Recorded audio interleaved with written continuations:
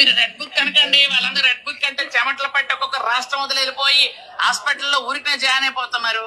Red book లో ఏంటంటే పూర్తిగా గత 5 సంవత్సరాలు అక్కడ ఉండే రాజ్యాంగాన్ని పక్కన పెట్టి మహిళలను అవమానపరుస్తూ, అలాగే రాజ్యాంగబద్ధంగా కాకుండా అవమానపరిచే విధంగా తిట్లతో, అలాగే అక్కడ అధికారులు వాళ్ళ డ్యూటీలు వాళ్ళు చూశారు కదా. మాట్లాడుతున్న ఆవిడ మంత్రి గుమ్మడి సంధ్యారాణి గారు. మహిళలకి గత ప్రభుత్వంలో భద్రత లేదంట. మరి కూటమి ప్రభుత్వం వచ్చి సంవత్సరం కావస్తుంది. గంటకి 2-3 సంఘటనలు ఆడపిల్లల మీద జరుగుతూ ఉన్నాయి. అంటే దాదాపు ఒక రోజుకి 24 గంటలకి 70 సంఘటనలు ఆడపిల్లల పైన కానీ మహిళల పైన కానీ దాడులు కానీ అఘాయిత్యాలు కానీ ఆత్మహత్యలు కానీ హత్యలు కానీ, అంటే ముక్కలు ముక్కలుగా చేసి చంపేయటం కానీ, చిన్నపిల్లల పైన కానీ మైనారిటీ బాలికల పైన కానీ ఇన్ని రకాలుగా దాదాపు సంవత్సరం నుంచి జరుగుతూ ఉంటే, అదే సంవత్సరంగా వస్తుంది 11 నెలలు అట్లా జరుగుతూ ఉంటే, లాస్ట్తో పోల్చుకుంటే ఇప్పుడు క్రైమ్ రేటు ఇంకా పెరిగితే దాని గురించి మొన్న అసెంబ్లీలో కూడా చర్చించుకోవడం జరిగింది. ఎవరు అంటే వంగల్పూడి అనిత గారు, హోమ్ మినిస్టర్ వంగల్పూడి అనిత గారు, అట్లాగే వరూది కళ్యాణి గారు దాని గురించి కూడా చర్చ తీసుకురావడం జరిగింది అసెంబ్లీలో. మరి క్రైమ్ రేటు అప్పటికన్నా ఇప్పుడు పెరిగిందన్న విషయం హోంమంత్రి గారికి తెలుసు. అయినా సరే ఈ కూటమి ప్రభుత్వంలో మంత్రులు ఎలా మాట్లాడుతున్నారంటే వాళ్ళకి ఏదనిపిస్తే అది మాట్లాడుతున్నారు. ప్రజలు వింటున్నారు, ప్రజలు గమనిస్తున్నారన్న ఆలోచన కూడా వీళ్ళకి లేకుండా నోటికి ఏదొస్తే అది మాట్లాడుతున్నారు. అయినా నాకు తెలియక అడుగుతా, మీరు ఇంకా ప్రతిపక్ష హోదాలో ఉన్నారా లేదంటే అధికారంలో ఉన్నారా?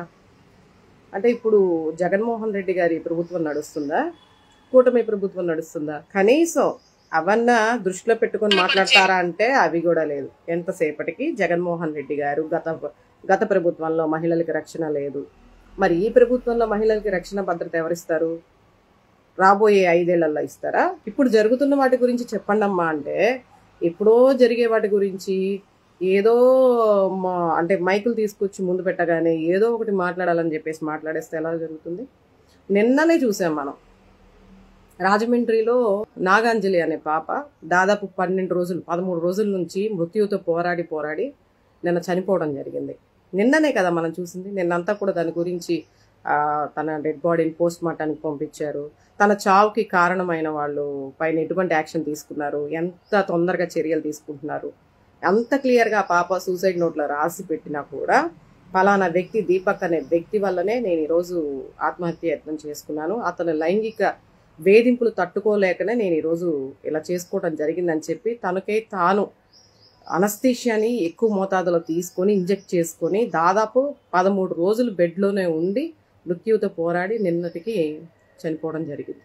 ఇంత దారుణమైన సంఘటనలు కళ్ళ ముందు కనిపిస్తూ ఉంటే వాటిని ఖండించకుండా, వాటి గురించి వివరణ ఇవ్వకుండా, ప్రజలకి ఆ నిందితులకి కఠినమైన శిక్షలు ఇవ్వకుండా మీరు గత ప్రభుత్వాల గురించి మాట్లాడుతూ ఉన్నారు.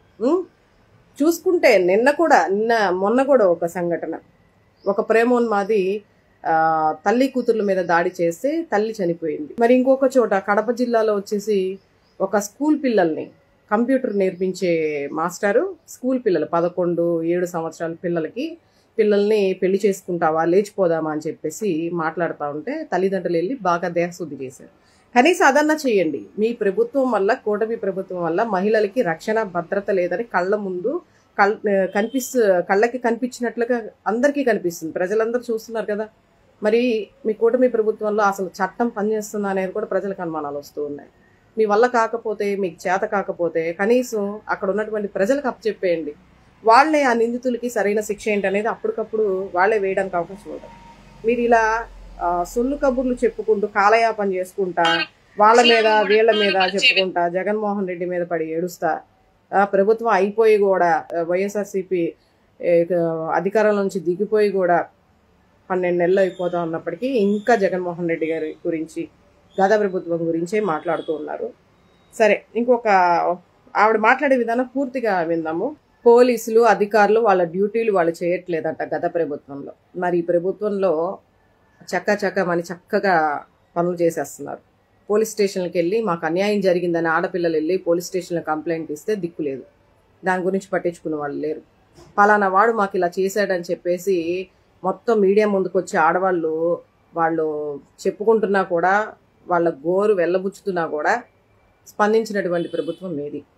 ఈరోజు పోలీసులను అడ్డం పెట్టుకొని స్థానిక ఎన్నికల్లో కానీ మీరు చేసినటువంటి మీ కళ్ళ ముందే ప్రభుత్వం వచ్చిన మరుసటి రోజు నుంచే, ఆ క్షణం నుంచే దాడులు చేస్తూ ఉంటే పోలీసుల ముందే దాడులు చేసి అతి దారుణంగా కత్తులతో దాడులు చేయడం, అతి దారుణంగా కిడ్నాపులు చేయడం పోలీసులను అడ్డం పెట్టుకొని. మరి అధికారం మీరు దుర్వినియోగం చేస్తున్నారా, లేకపోతే మీ హయాంలో ఇప్పుడు అధికారులందరూ కానీ పోలీసులు కానీ మీకు అనుకూలంగా పనిచేస్తున్నారా, లేదా ప్రజలకి ప్రజాస్వామ్యానికి రాజ్యాంగబద్ధంగా పనిచేస్తున్నారా? ఒకసారి ప్రజలు ఆలోచించాలి. మీరు ఇప్పుడు చెప్తున్నారు కదా, గత ప్రభుత్వంలో అధికారులు పోలీసులు పనిచేయలేదు, అంతా జగన్మోహన్ రెడ్డి చుట్టే తిరిగారని చెప్పేసి మాట్లాడుతున్నారు కదా.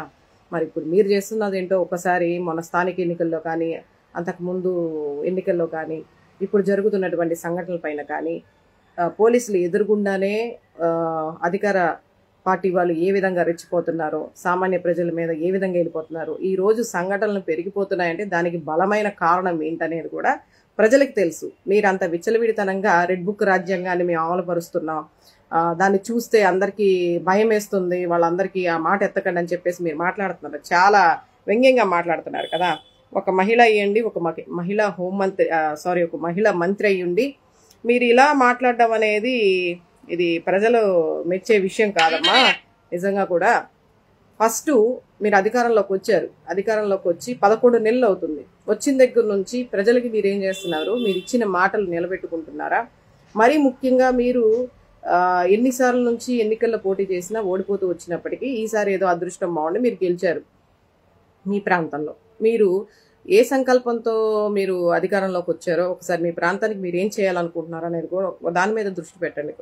రెడ్ బుక్ అంటే కొంతమందికి వాళ్ళే పుచ్చకాయలు దొంగ అంటే భుజాలను తడుముకుంటున్న పరిస్థితిలో కొంతమంది ఉన్నారు.